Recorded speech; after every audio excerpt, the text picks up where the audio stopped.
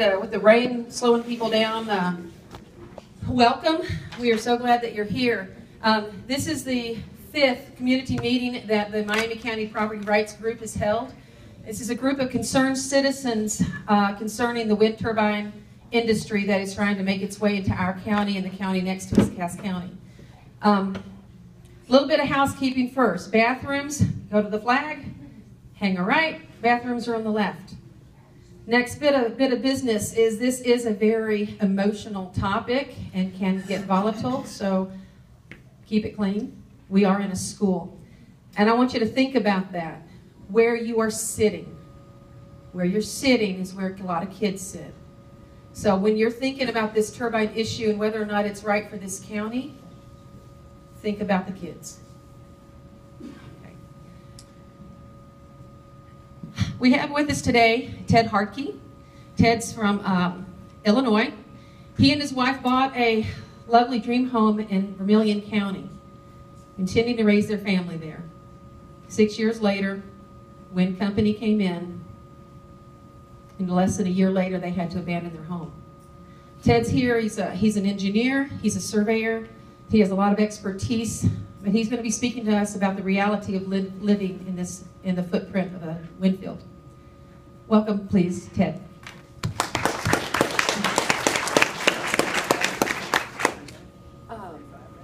Oh no, longer than that. I got an hour. What's time for questions?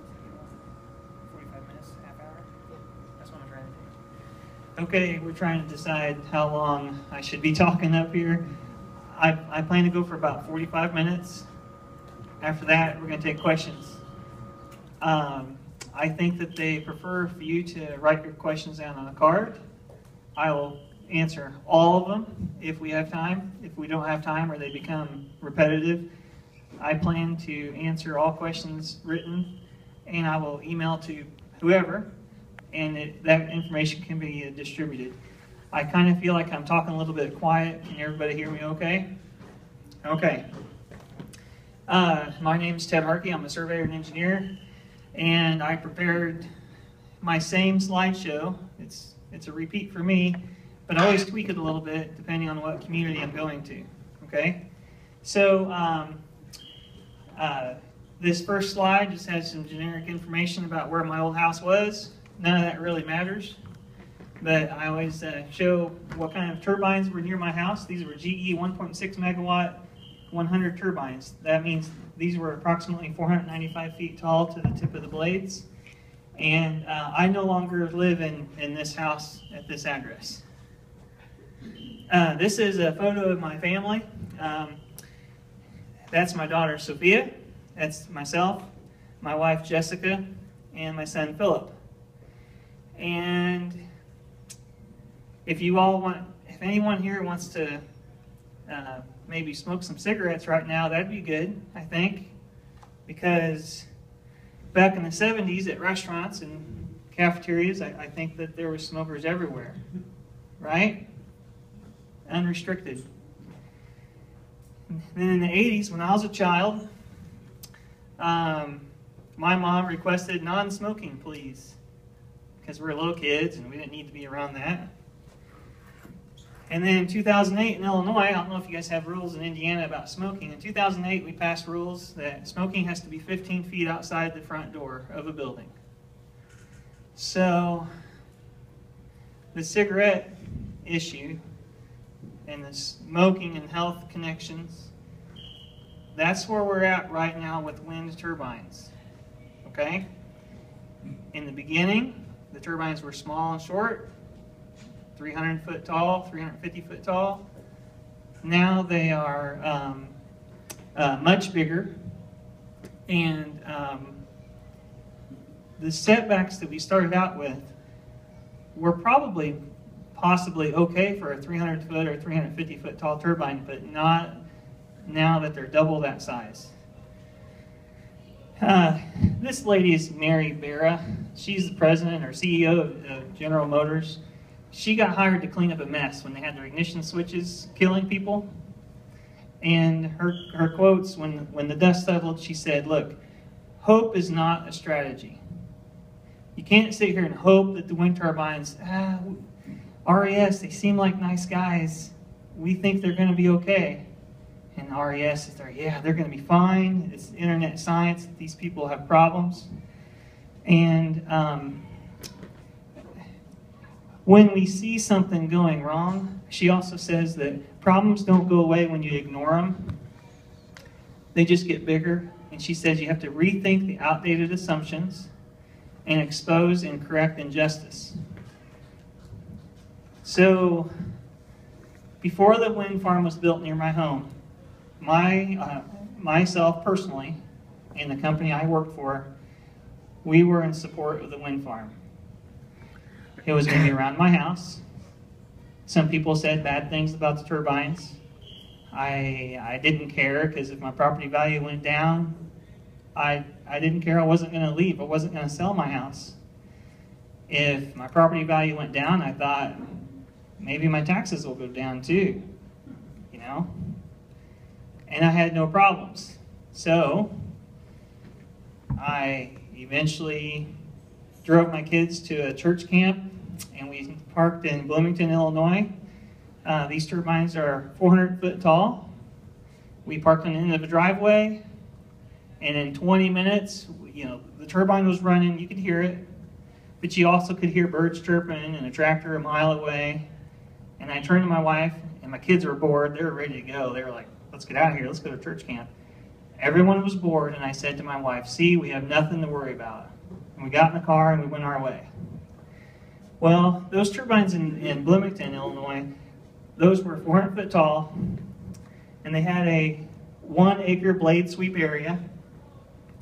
And we didn't think that was a big deal. Well, this wind turbine, this is at my house. That wind turbine is 495 feet tall to the tip of the blade. It has a 2 acre sweep area, which is double the area that the blades are spinning.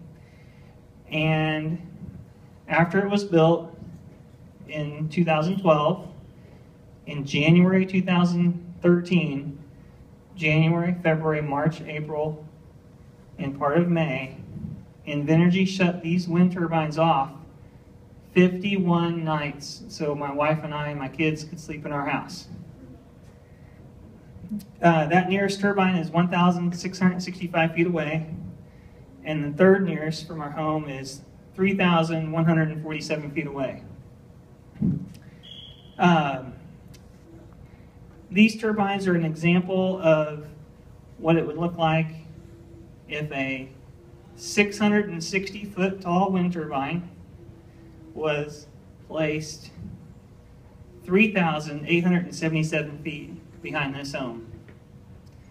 I believe that I've heard that RES plans for some 600 foot plus sized wind turbines for your community.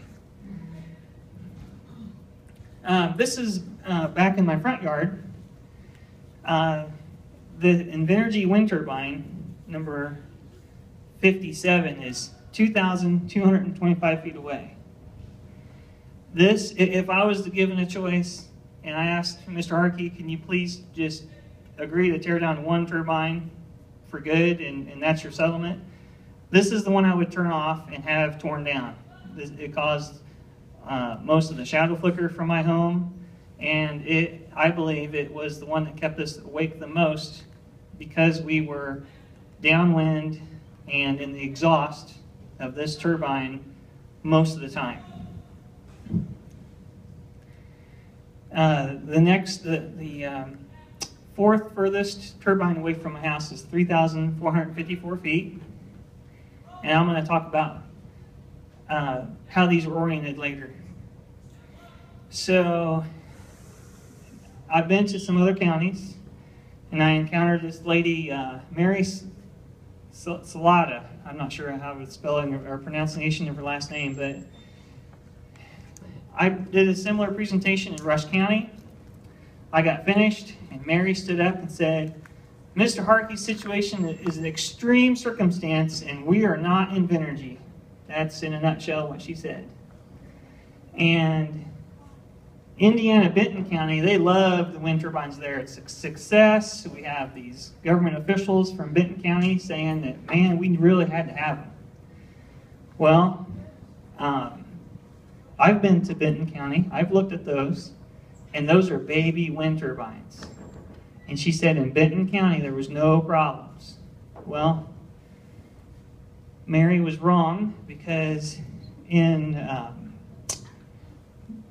Tippecanoe County, at a meeting on February 22nd, 2011, there was a person that came from Benton County and talked about the rumble of the wind turbines not letting him sleep inside of his home. And those are little wind turbines in a successful project. Here's a close-up of my house. I've been told that my house is a big piece of, you know what? That it was badly constructed. Hartke's house just has problems. My house was built new in 1999, and I bought it in summer of 2006.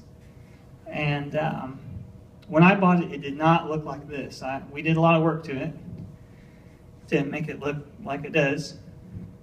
And you think about a house, but you don't really think about the people inside too often. You think, wow, that's a really nice house, but you have no idea who's inside. Well, at my place I have my dog in the garage.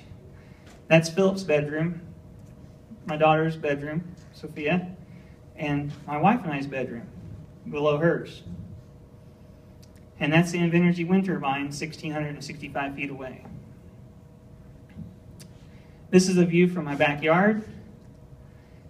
And when this machine is running, it's not like, hey, you can see a wind turbine over there. This thing is running and looming over you. So it seems. Standing in my backyard is totally different, and the photo does not do justice of this. This is a picture of my daughter. I think she was about 6 years old when we took this photo. And this was in July of 2013. Invenergy had quit turning off turbines at night so we could sleep. We tried a lot of things like box fans, ceiling fans, noise machines, those white noise machines. Things like that to kind of cover the wind turbine noise. At this time, the wind turbines are noisier than my refrigerator, my furnace. We have a TV on, and you can still hear the wind turbines inside my house, even though we have a fridge and a microwave and a washer and dryer going. You can still hear them. She wasn't sleeping. This is 11 p.m. at night. She wasn't sleeping, and she asked me permission. Dad, is it okay that I wear these? Now, I don't know what you guys do in Indiana for fun on weekends during the summer, but we like to go to demolition derbies and tractor pulls. That's when children should wear their headphones, okay? Not in their own bed, in their bedroom, at night, in their parents' houses, so they can sleep.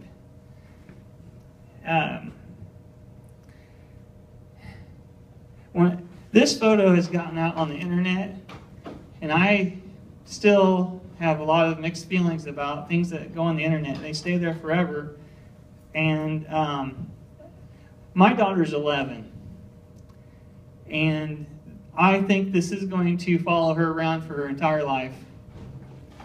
And I hope that doesn't happen to any children that are here, that you get to hear this story of a child and it has a name and a face and it ends up sticking with them for a long time. I don't want to really feel sorry for myself, but I'd rather be known as a land surveyor and an engineer who's helped solve problems rather than the guy that travels all over Indiana to tell sob stories, okay? This is from our bedroom window, and you can see how much of the bedroom window that a turbine takes up. This is a photo after we took all of our beds out of our bedrooms and we moved them into the living room. The living room of our house was the most interior room. There's only one exterior wall, and this was the quietest room in our house. We moved our beds there because we consistently found our kids had come down and stayed on the sofa or on the recliner. And one night, it was very noisy. I went to go look to see if the kids were awake, and I found both of them in the living room. And I recognized and came back to the bedroom and told my wife, it's actually a little bit quieter in our living room. We took our mattress off, just the top mattress, and we drug it in there. And we slept on the floor, on a mattress in our living room while our kids were on the couch and recliner for the rest of that week. And on Saturday morning, when we woke up, I went upstairs, I broke down the beds, and moved them to the living room, and all the living room furniture got shoved into my bedroom. And we lived like this for all of fall of 2013 until we left our house Christmas weekend. And people would come into my house, friends or relatives or just a neighbor, come talk to me about a survey or ask us questions or come visit. They would walk in our home and they would say, what in the hell's going on in here? Why are all your beds in the living room? And I said, remember we were talking about the wind turbine noise and we couldn't sleep? And they're like, yeah. Well, we didn't think it was this bad. I said, yeah, it's this bad. And this is what we're doing until we can leave. This is the distance map from all the turbines near to my house. I'll just point here. So my house is the star in the middle. The nearest turbine is 1,665 feet. The second closest was 2,225. Third closest, 3,147. And the fourth closest was 3,454 feet. So Invenergy turned these off 51 nights. They either turned off one of them, or the other closest to my house, or both closest to my house. Most of the time, those were the ones that we had turned off.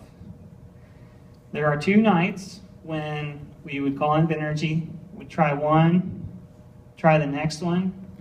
It's still noisy, still rumbling, thumping noise. And we'd try the next one beyond that. And twice they shut down all 4 of these wind turbines. So if I have to have a 500-foot tall turbine shut off, all within 3,454 feet of my house, I don't believe that your setbacks here are adequate at all. So for us, it was about the noise. Everybody talks about noise. Some things can be annoying, like a high pitch or a thumping noise can be annoying for some people. And that's the pitch is the frequency portion of it. There's also a noise magnitude. If it's a high-pitched noise, but it's just barely there, you can probably deal with it. If it's a rumble of thunder in the distance, sometimes you can deal with it. But if it's really loud and bothersome, you can't. Well, for us, it wasn't that it was horribly loud or hurting our ears. For us, it was about the duration. It wore us down, and it did not go away. And this is similar to someone saying, well, you can't hurt yourself by working on a computer, right? It's hard to cause yourself an injury, but we have carpal tunnel syndrome, carpal tunnel disease, when people are at their computer all day, every day, and they type continuously. And this is the type of thing that we're talking about. The duration of it just wears you out. There's a guy named Stephen Ambrose. He's an acoustician working in the northeast part of the United States. And Steve Ambrose talks about in some of his presentations and documents that the only way to solve this is to increase the distances to the turbines. And one of the things he writes here is the design goal should be no louder than 32 dBA. And as soon as you get to above 35 dBA, widespread complaints begin. And that was based on some studies done in the 1970s. This is a very important chart right here. This noise thing is not new. So in the 70s, US EPA plotted out noise levels compared to the type of complaints that they got from communities. And when noise was below 34 dBA, most of the time there was no reaction or just a sporadic complaint. As soon as it gets above 33.5 dBA, widespread complaints begin. And I think that your county, Indiana, has a noise maximum, is it 50 or 60? Okay. So let's talk about what that means. Most places I've been going to, and I've recycled this slide, most places I've gone, they're at 50, okay? And that's where the 1970s reaction chart and numbers show that that's where vigorous community action begins. And if you're all the way up at 60 decibels, I think that's the loudest I've ever heard of anywhere. And I think that's totally unacceptable, and I think that's in a danger zone. I had a slide in here that compared Henry County, Indiana noise limits. I had that in here to show that they're very close to the Illinois noise limits, or a little bit higher. And in Illinois, when they measured the wind turbine noise at my house, it was just a tick, like 0.5 decibels below the maximum noise limit allowed.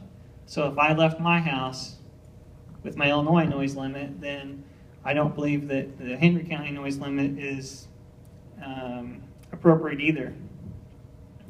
So this was an application portion of the wind farm when it was put into my county, and it was created by HDR Engineering. And they basically told us wind turbines are fine, but if that's the case, then why do we have this sign? So I added some notes here. Would you expose your family to lead poisoning or asbestos? Because not too long ago, we had asbestos in all of our siding, our shingles, our flooring, and our insulation. And I have not heard anybody say for a long time, you know what we need more of? We need some more asbestos or more lead. I think lead was a pretty good material.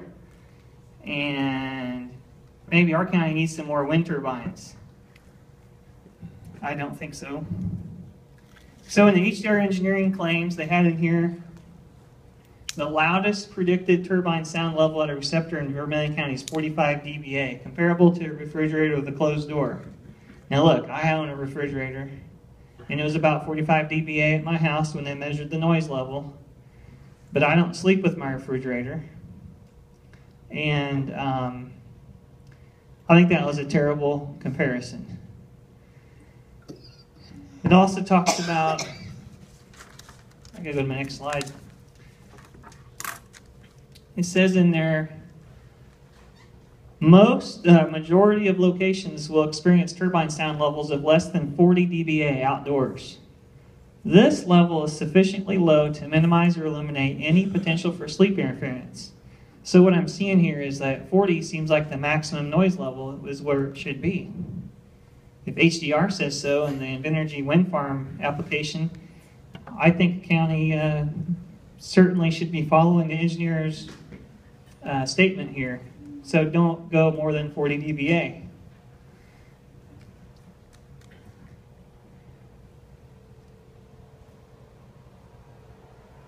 So they did a sound study at my house to prove that they were within compliance. And this is the front cover page of that. We had Mike Blazer from Jeep and Blazer. He told my county board that the blades of these turbines are designed to fall straight down. That was after we had 2 wind turbines lose blades within, I don't know, a few months of each other. And then if you guys have watched what's going on in Henry County, Illinois, they got a guy named Derek Riemann. He's the attorney for Calpine, I believe. Yeah, right there. He's Calpine's attorney, and Derek Riemann, he used to work for Jeep and Blazer in Chicago. And then we have Hankard Environmental, the guy named Mike Hankard. He came to my house in 2013, and the first words to me was, "I don't envy you one bit And I thought that was a weird thing for a guy who was there to help the wind company to tell me he does not envy me. He never answered my question about what he meant by that. And then there's a guy that's from Champaign, Illinois, Dr. Schomer. We tried to hire him to come do the measurements at our house, but he couldn't do it because he was under contract doing research for Invenergy. We're going to talk about Dr. Schomer in a little bit. This is the map of the microphones they put around my house when they did the sound study. A lot of people will drive to the wind farm, pull up to their driveway and listen to it, and it seems to be not a big deal. I made the same mistake. I get it. They're not that loud when you drive up on the driveway next to them, or even park immediately underneath one. But you did that in the daytime. And the daytime noise is not covered up, but it's kind of masked by a lot of traffic or wind blowing and stuff. But at nighttime, there is not very much ground movement of wind. And at night, the turbine noise becomes predominant.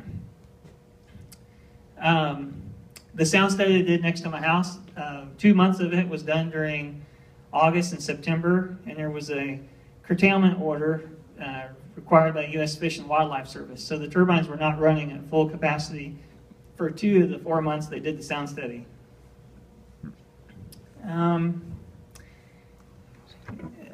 Hankard and Schomer wrote in their report that in the daytime there's almost always some ground noise, and that at nighttime the condition where the ground wind noise is low, those conditions occur primarily at night.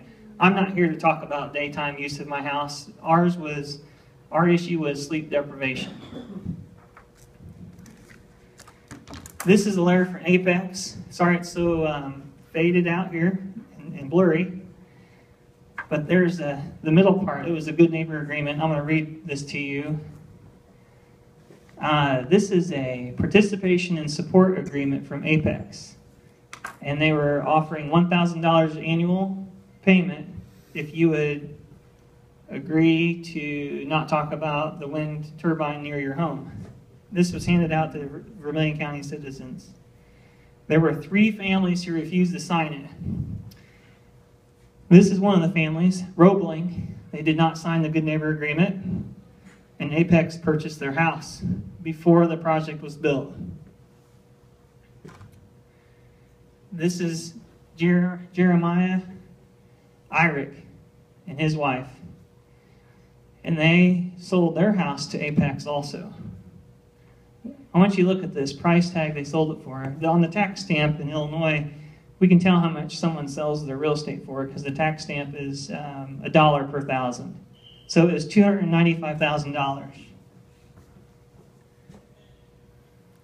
This is that same address. This is in Rossville, Illinois, not too far away. And check this out.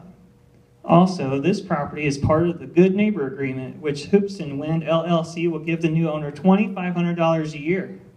And here's a house Apex owns. They're selling it really cheap. It was for sale. I don't know what it was for sale for, but it eventually sold for $117,000. And I found it interesting that a wind company would offer $2,500 a year on the house that they're selling. So this is the Zillow price tax history for that house. So you can see it sold in 2014, $295,000. They listed it at $129,000. They removed the listing about a month later. 4 more months went by and they sold it for $117,500. So it went down from what they bought it for about 60% off. And it still came with that $2,500 a year Good Neighbor Agreement. Oh, by the way, Apex says there's nothing wrong with wind turbines, right?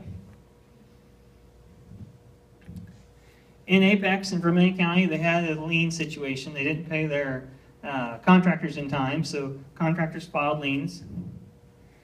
Here's a list of liens. It's a huge list. This is a name of all the farmers who had liens filed against them. And I don't know what else I could do to show, besides showing names of actual farmers who had liens filed against them, to convince farmers that Apex is a bad business partner. When you have a lien on your farmland for non-payment of a wind turbine, you have inability sometimes to secure an operating loan. You can have issues with mortgaging and your estate planning. And you can also have issues with interest rates when trying to negotiate new loans or liens or transactions. I think that if you have a wind turbine and you have a lien on your property, I think it puts you at a higher risk category if you're a farmer. I'm going to skip this. I didn't plan on doing this, but I thought I should because it was RES. Brad Lila or Lila, I'm not sure how you pronounce his name. I want to give you a little history about Brad. So in 2013, Brad Lila told board members in Huron County, Michigan, on the Pheasant Run project. He told them, our project's completely shovel-ready, and his project was approved. He didn't have to go through and be subject to a moratorium or any changes to the wind ordinance. They let him grandfather in, let's say. So he told them it was shovel-ready, but that was a lie because it still lacked FAA approval. So if you look at Huron County where that was going on, it's the home of more wind turbines than the rest of the remaining land area within all of Michigan. 472 in Huron County, and there's less than 472 the rest of all of Michigan. If wind turbines are really cool, don't you think Huron County would be like, oh yeah, we are winning this race to most wind turbines. Well, Huron County, I think they have I think currently there's a moratorium in place. I don't think you'll see any more wind turbines built in Huron County, judging by the outcome of all their local votes for the citizens deciding for their own setbacks and things, and how fast elected officials are getting kicked out of office at the ballot box, and new ones are coming in place to protect their citizens. Brad Lila claimed that RES is going to have no problem paying the property taxes for the wind turbines. The project was approved, but when it came time to pay a decommissioning bond, RES did not come up with the cash. They sold out to NextEra and DTE. So since then, RES sold it out. Since then, NextEra and DTE have both come to the tax office and they've protested their taxes. After RES said no problem.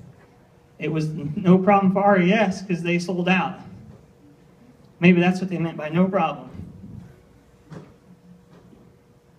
So then they went to Deerfield and they had problems paying contractors. There's 72 wind turbines in Deerfield project. RES started the construction, put in driveways and dug holes for foundations in the fall of 2016. When they needed the decommissioning money, RES did the same thing again. They sold 51% of their project to a company called Algonquin. Algonquin took over and they proceeded to let go or fire all the contractors that were working for RES and not paid. Liens filed against those farmers, and Brad Lila's reputation in Michigan is doing poorly. And at some time, it appears Lila was fired from RES, started showing up as a spokesperson for Apex, who I talked about earlier. He showed up in Lapeer, Michigan. He attempted to debate with a local property rights advocate, person I'll leave unnamed.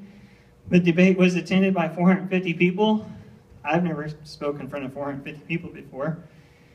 Lila attempted to blow smoke and gave some inconsistencies, and he got a bad whooping. And that's because people finally started standing up to him. After that tenure with Apex was ended shortly, or immediately perhaps, he reappeared as a spokesman for RES. He was back.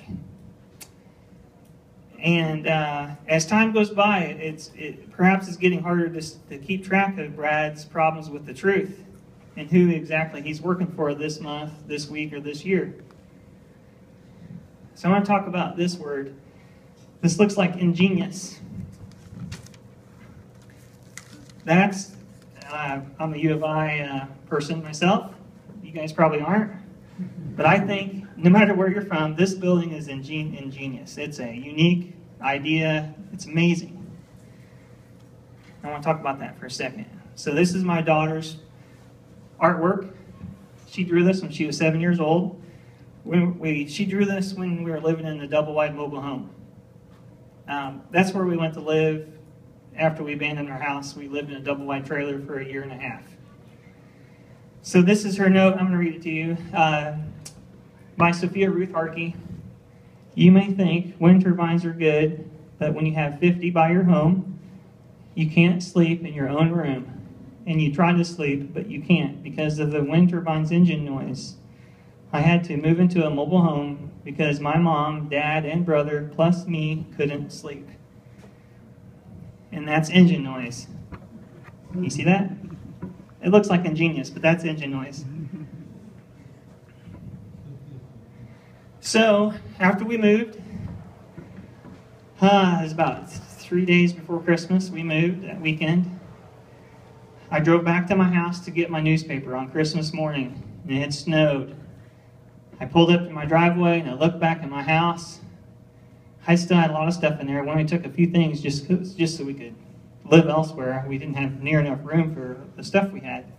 So I looked back at my house, and there are no footprints in the snow, no dog prints, no kids, no four-wheeler tracks. And this is a pretty big low point in my life, and I looked back at my house and realized I've never looked at my house without having the snow destroyed. And that's why God gave us snow, is for kids and dogs to destroy. And I was in a pretty bad situation. I was very depressed. This was very hard on my marriage. So, I'd like to have you guys investigate your community. How far is the nearest turbine going to be near you? And are you at the safe distance that protects health? Talk about some acousticians who studied wind turbine noise and called for safe setbacks at 1¼ miles. The double-wide trailer that I slept in for a year and a half was 1¼ mile from the nearest turbine. We didn't move very far away. We kept our kids in the same school district and kept going to the same church and the same friends and all that stuff. But there were still 2 or 3 or 4 times a week that we were still awakened. I lied to my son. He came in the bedroom one night. I was awake and he was awake. And he said, "Dad, I can't sleep. I think it's the wind turbines." And I said, "Philip, shut up. Go back to bed. We're over 1 mile from a turbine. That's not the problem. Just get your butt back to bed." And I'd been up for 2 or 3 hours.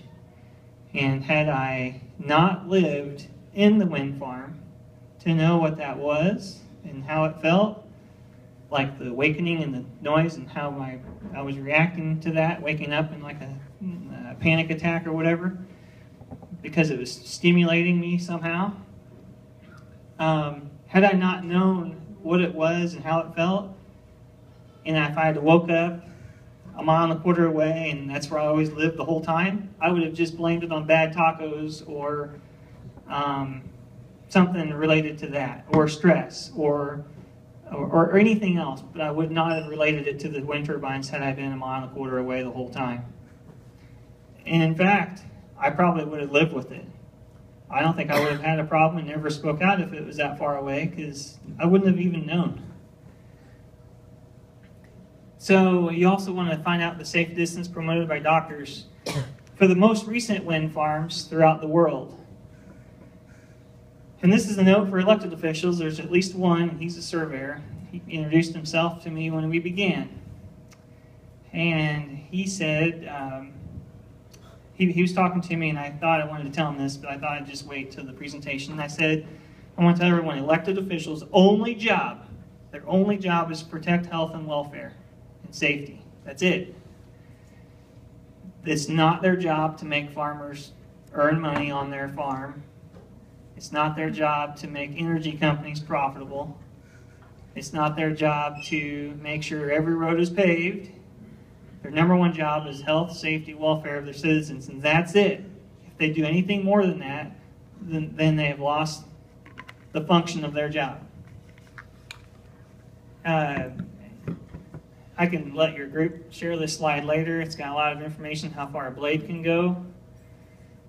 We're going to talk about schools. These wind turbines are supposed to be great for this school. Okay? It's supposed to be. This is a letter from my children's superintendent at my school where my children attended. He wrote to my county board that headaches, lack of sleep, and jaw issues seem to be the most common problem. The students also complain about not being able to sleep or not getting a full night's sleep due to sound issues.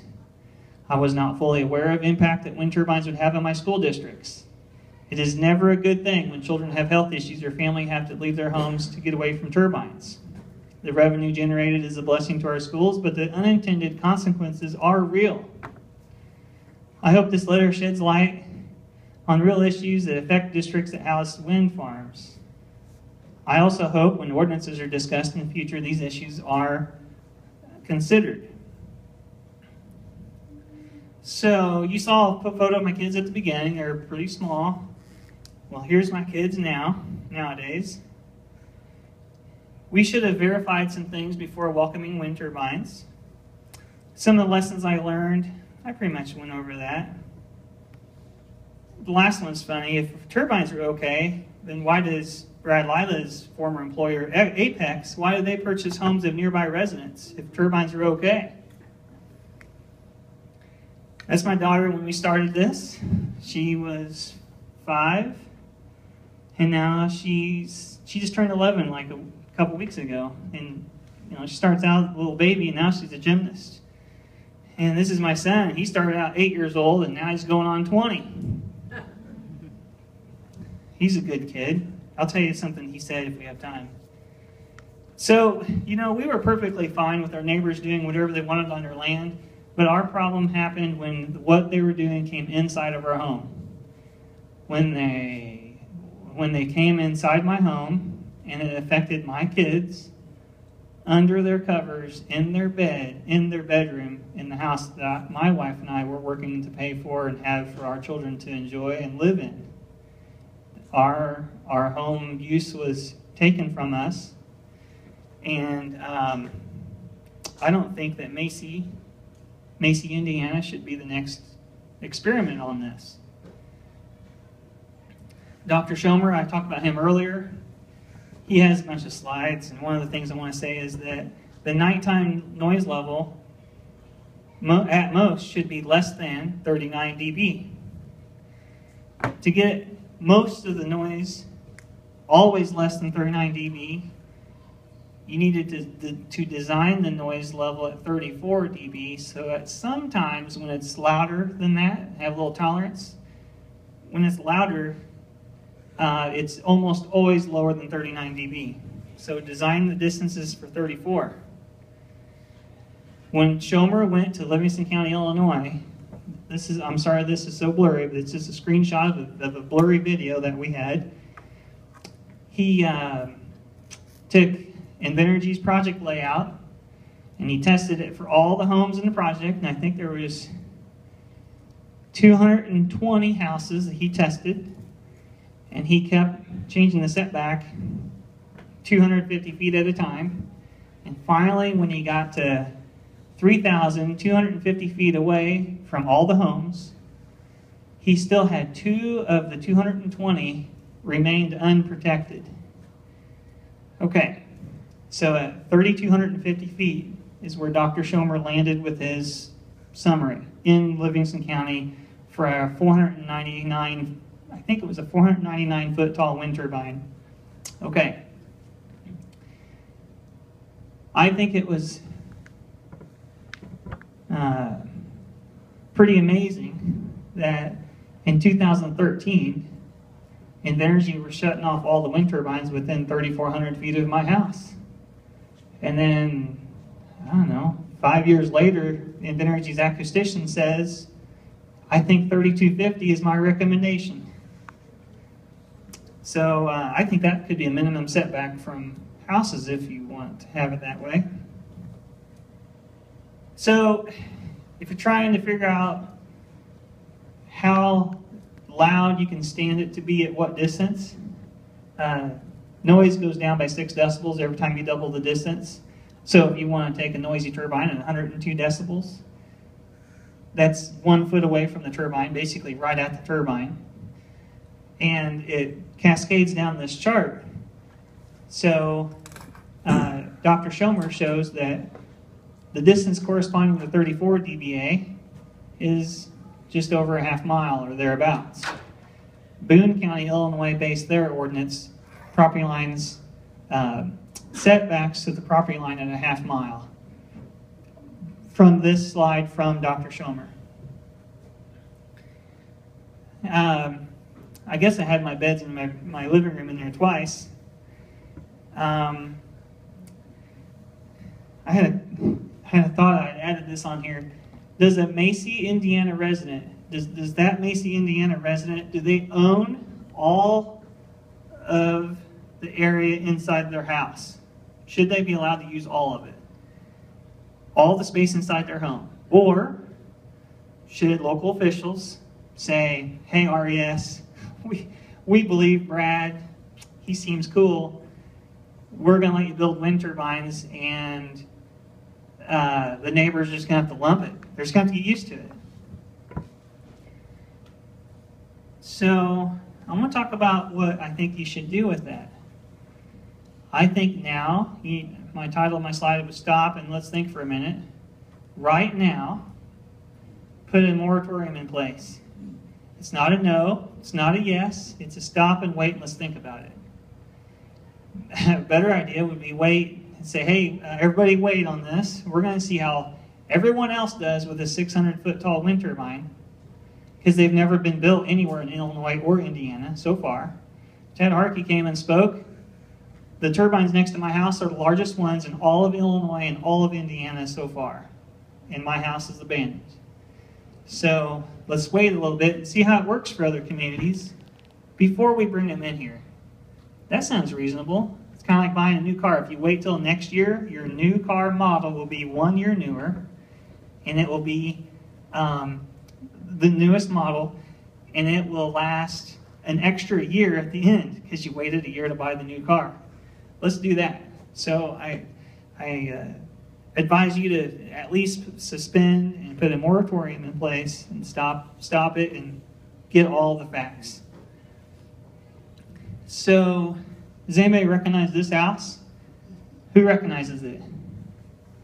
I see half a dozen. All right, I got the right house. This is not from Tennessee. This is from this county. Do you think that this home is worth saving? And who thinks the family should be allowed to sleep in this house? Does everybody think this family should be allowed to sleep in that house? The RES guys did not raise their hands. Okay, how much of the value of this home, how much of it should the county commissioners donate to RES? How much should they get?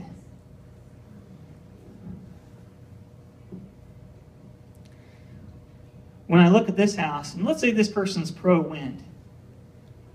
That's good, I guess.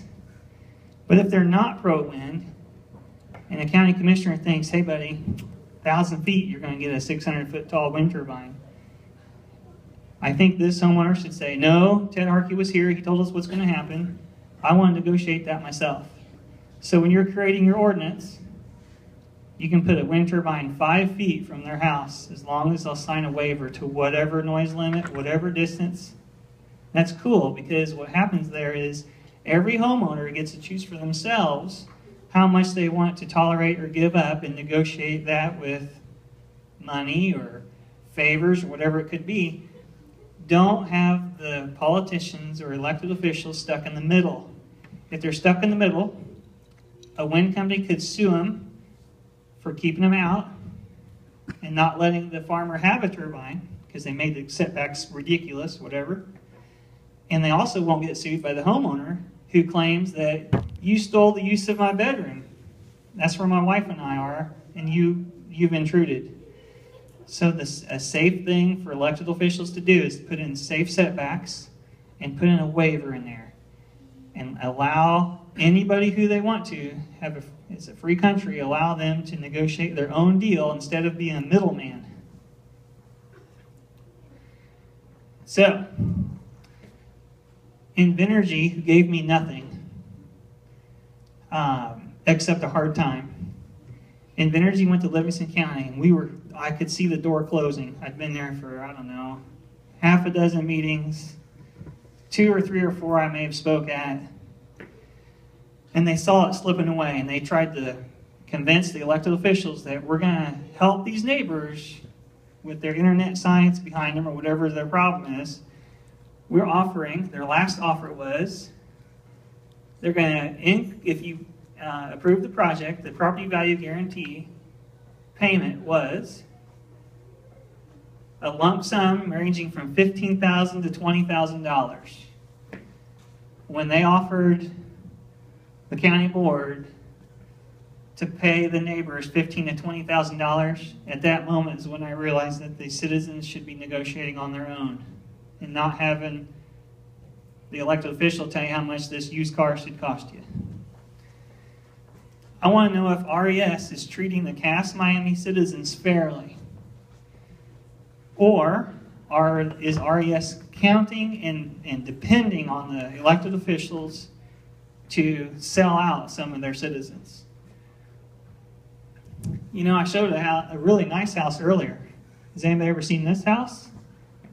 You recognize that one? Oh, is it your house? It's your grandmother's house? She's passed.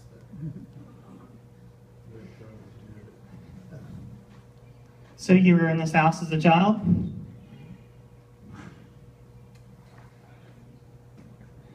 To me, I feel like it doesn't matter what the size of your house is. I think people should have the whole thing, and it's not for anyone else to give up. No matter if it's a piece of crap like mine or a wonderful or loving grandmother's house like this. This was totally unplanned. I didn't expect. I didn't expect this.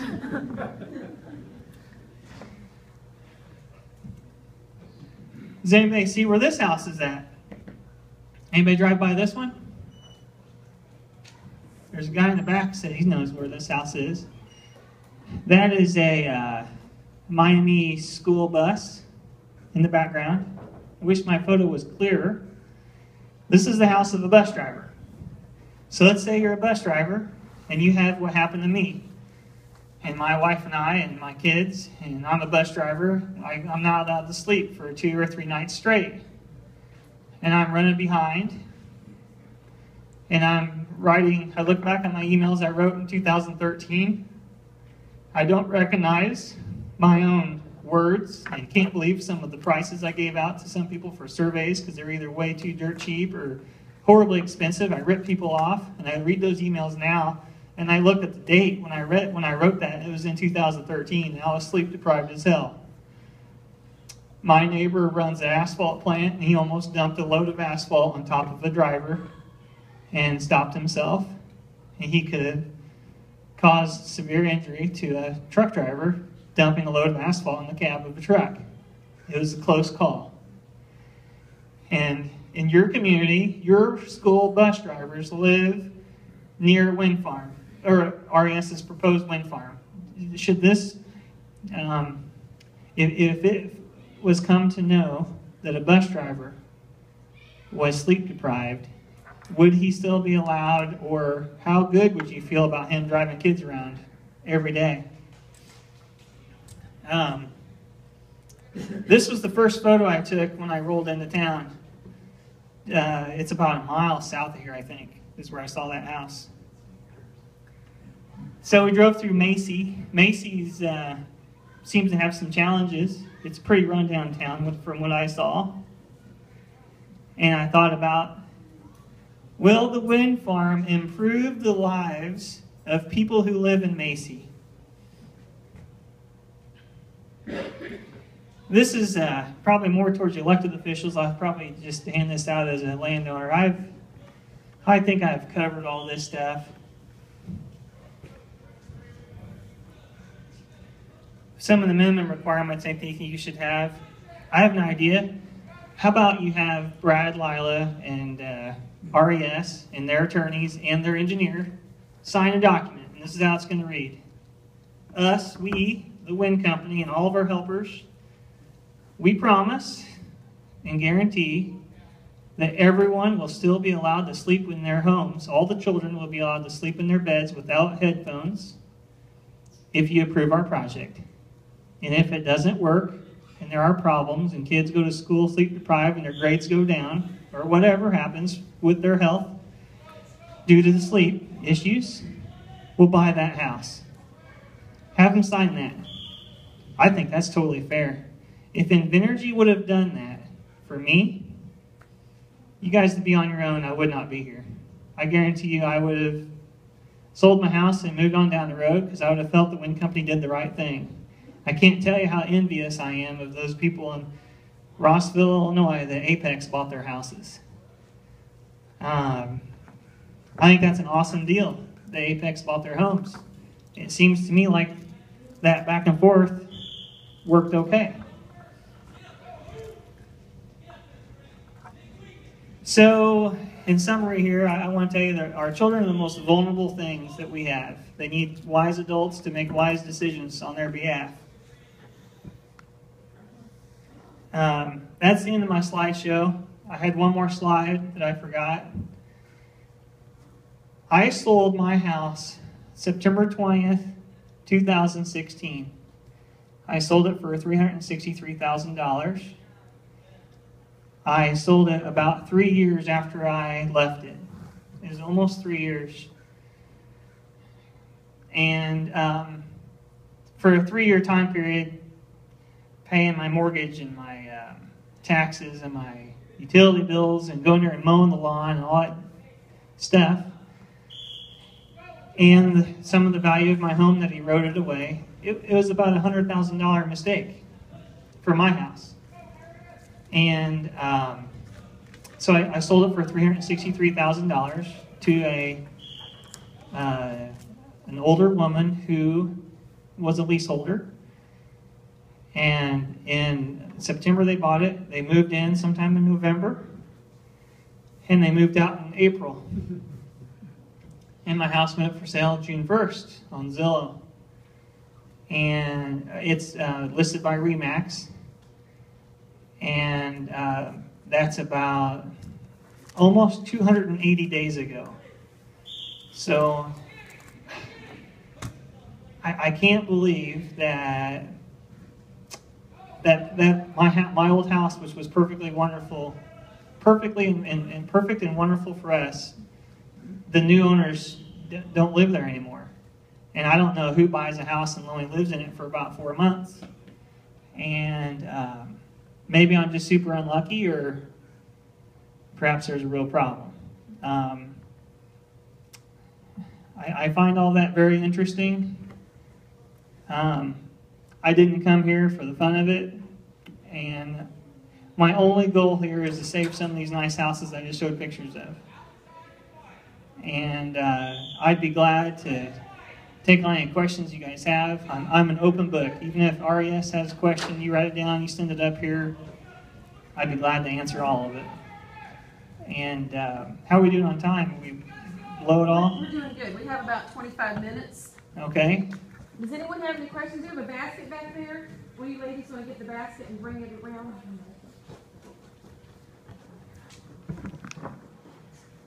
If you have a question, if you would write it on the card and hold it up for us.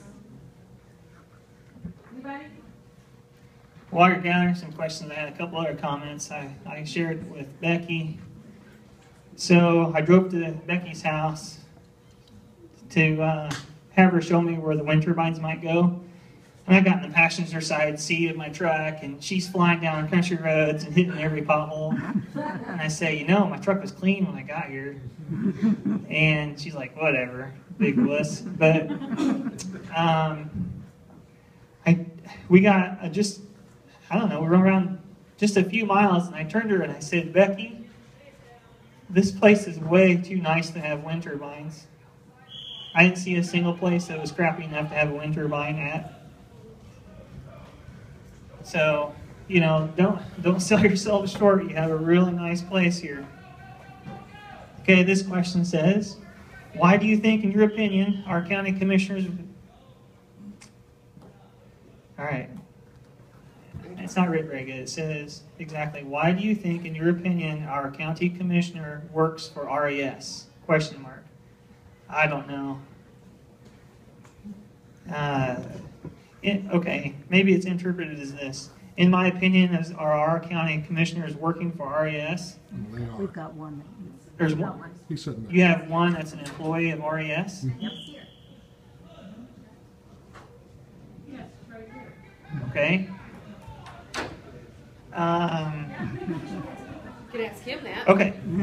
I'm going to answer this as a licensed. You know, I've been pretty personal with all my stuff here, but I want to answer this as a licensed professional.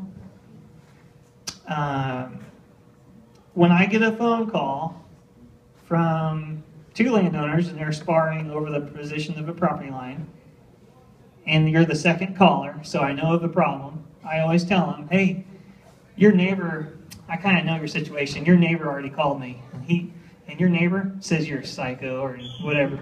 And I tell him, I said, here's all the information I know, and I want you to know up front that your neighbor already called me. And here's all the information he told me. And I'll tell them, and they'll get mad and tell me back, well, that guy's a womanizer, wife beater, whatever. And I said, okay, I'm not going to get into all that, but I wanted you to know ahead of time that it's possible when I finally send that guy his price that I might be hired by him. And I would like for the two of you, this is going to be an expensive survey, I would like for the two of you to think about contributing half each toward the cost and agree before I show up, so both of you are paying half, equal amounts, and agree before I show up to start my work that when I come up with my answer for the mysterious location of your property line, you're going to agree to it, and you won't drag me to court to have to defend the survey plat and all that stuff. If I can get them up front and tell them ahead of time of my conflict, I tell them how I'm going to resolve it, and if you still want to hire me, that's cool. So in this case, if a commissioner works for a wind company, first off, he should never, ever vote on the outcome, because that'd be like putting money in his own pocket. But he's supposed to be working on your behalf. Okay. I think that if a commissioner was to vote on anything related to wind or influence his counterparts on the committees that's making these decisions, I think that that's grounds for a lawsuit against the county, state's attorney, whoever's representing the board members, telling them, hey, go ahead, it's cool, you can vote. As long as you have publicized your conflict of interest, then it's no longer a conflict. Well, that's not true. A conflict's a conflict. He should be abstaining from all discussions and all influence of that vote. Otherwise, I think that person should be pulled into court. A lawsuit should be filed, and the decision, if it's a close vote and he was a tiebreaker, then that decision, I think, would probably get bounced and rejected in court. Keep them coming. Okay. If the turbine goes here, does the power stay here or does it go out of state? Well, what I understand of that is that you put power in the grid, you don't control where it goes. The only thing you control is who pays for it. It's kind of like the bucket in the pond. You dump a 5-gallon bucket in the water in the pond. Another guy on the other side of the pond takes his bucket out. He didn't get the same exact molecules of water you just dumped in, but he got 5 gallons in, 5 gallons out, and he paid you for the 5 gallons.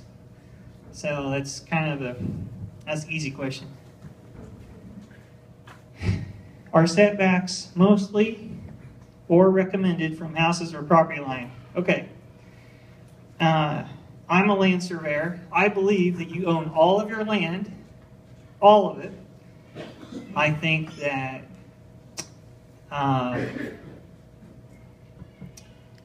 If you were to build something that caused a lot of shade on your neighbor, for instance, a grain bin on the property corner at the edge of the road, which causes visibility problems from your driveway, I think it's reasonable to cause a setback for that grain bin.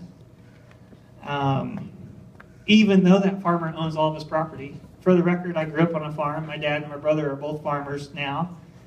And they certainly think they own all of their property, even out to the center line of the road. And they do, but it's subject to the use of the public for the road surface and the ditches along the road.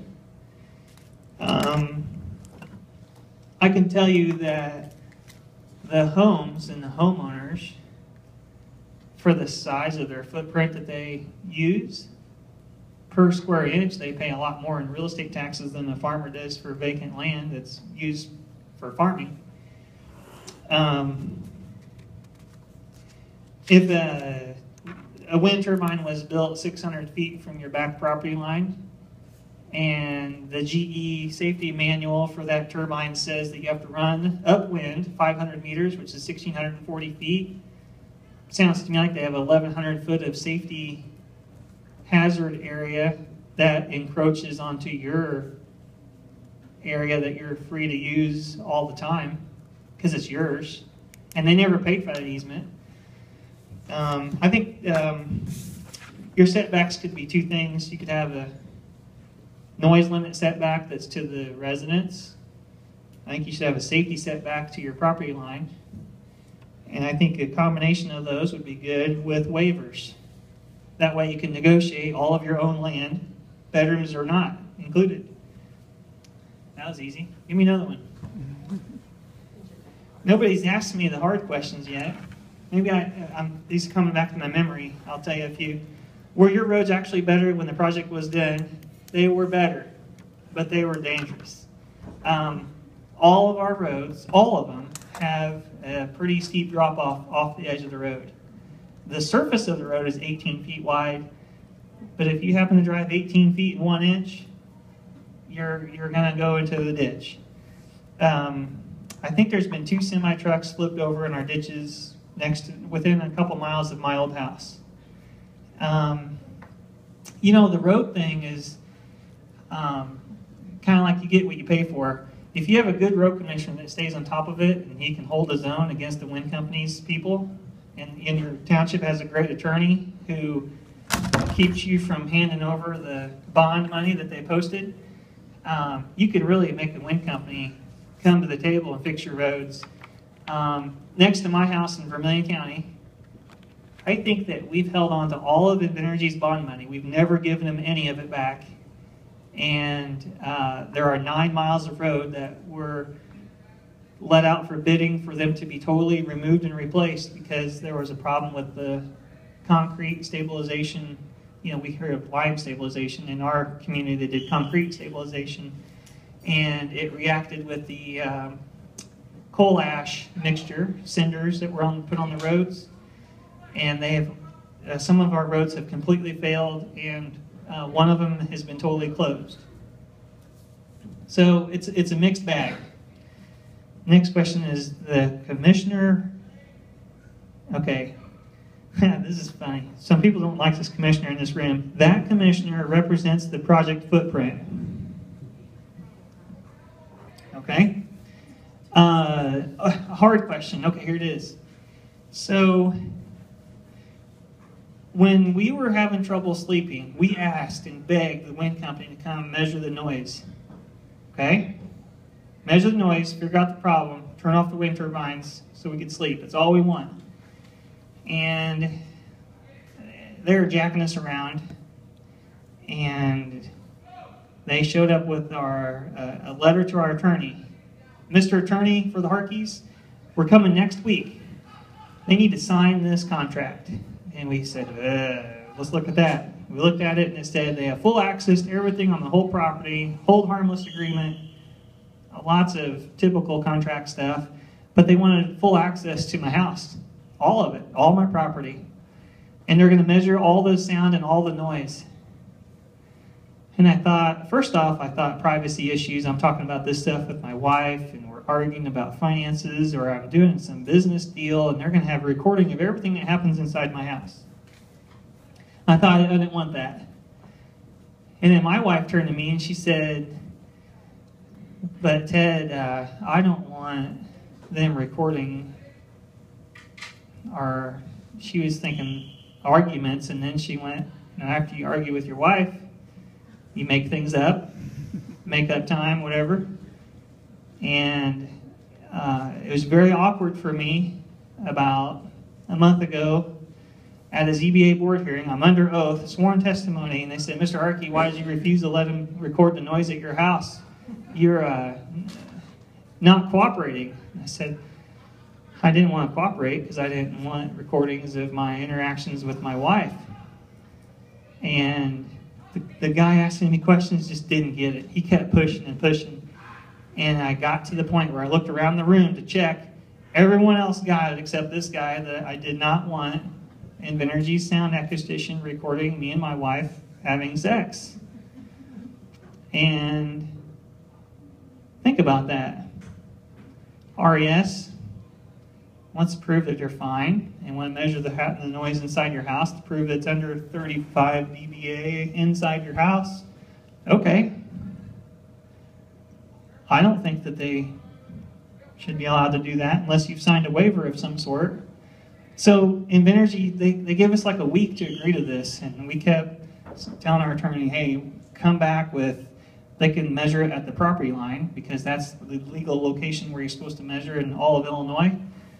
And they've tried to make us out to be the bad guys because we wouldn't let them record us doing whatever husbands and wives do. So that kind of, it's really disturbing. It's the more I've talked about it, it's easier to talk about like that's normal. It's not normal, but I've talked about it enough. It's becoming a new normal. All right, are we out of questions? Anybody got questions? Hey, I told you I was an open book. That's pretty open there.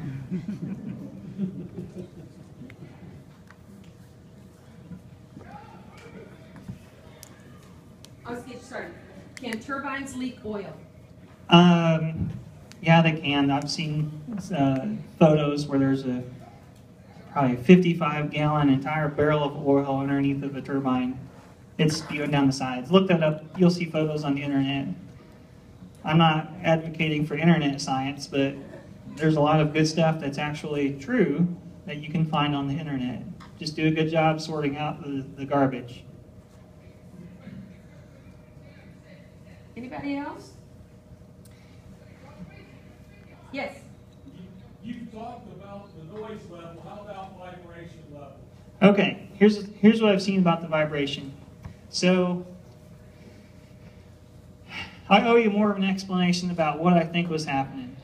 At night, we had very little ground wind. Okay? Turbines have to be super tall to reach and catch the best wind, which is higher up in the atmosphere. And when they do that, the blade will go up and they start catching some of the higher speed wind that's at a higher elevation. And when it catches that air, it will flex back. And it goes through the heavy wind, doing great and thrusting and moving on to keep rotating. So when it gets out of the wind, it'll flex back forward again because there's no air blowing against that turbine, not near as much as there was when it was straight up and down. Every time that blade flexes forward and backwards, it lets out like an air pressure pulse. And the air pressure pulse is that's what noise is, air pressure pulses. And that's what would cause a thump or rumble or a thumping inside my house over a quarter mile away. So a couple times when it has been doing this, I've been at my kitchen window, which was a large window, and I'm not a perfect power washing person, so the last time I power washed my house, I got water spots all over the window. And when the blade would go, and it was synchronized with the thumping noise, my window would flex in, flex out on my big window facing the sun, and I could see it real easily because of all the water spots. I would consider that a vibration if it's moving a window like that.